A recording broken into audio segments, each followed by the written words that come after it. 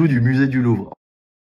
Je trouve ça incroyable, cette histoire de bijoux du musée du Louvre. En fait, on vit dans un pays où les antivols sur le chocolat et la viande chez Leader Price, c'est plus efficace que les alarmes de musées nationaux. Les gars, ils se sont quand même pointés avec une nacelle, quoi. Ça passe pas inaperçu. Ils sont passés par une fenêtre et après, ils ont attaqué les vitrines à la disqueuse. Quand tu penses que les Américains, ils font des films où les voleurs, ils doivent faire de la capoeira au milieu des lasers pour pas faire sonner les alarmes. Tom Cruise, là, qui descend du plafond sur un filin, avec George Clooney, qui fait rentrer un de ses copains contorsionnistes dans une boîte à chaussures et qui le laisse 48 heures dans le musée. En fait, non, hein, tu viens avec une disqueuse d'occasion, 130 balles sur eBay, tu peux stationner devant le musée du Louvre pendant une demi-heure en camion nacelle, personne dit rien, les mecs seraient venus en tractopelle, tout le monde est là, ah, c'est le retour d'Arsène Lupin. J'ai l'impression que le mec, c'est un artisan carreleur un peu couillu qui s'est dit, bon allez, y a personne qui regarde, je le tente à la perceuse. À l'ancienne, Rachida Dati, elle m'a fait marrer, elle a dit il faut adapter notre sécurité aux nouvelles formes de délinquance. C'est comme si les gars avaient piraté la sécu du musée avec une intelligence artificielle du dark web et qu'ils avaient fait rentrer des drones et tout. Tu parles, c'est un bon vieux coup de coude dans la fenêtre du deuxième, schkling,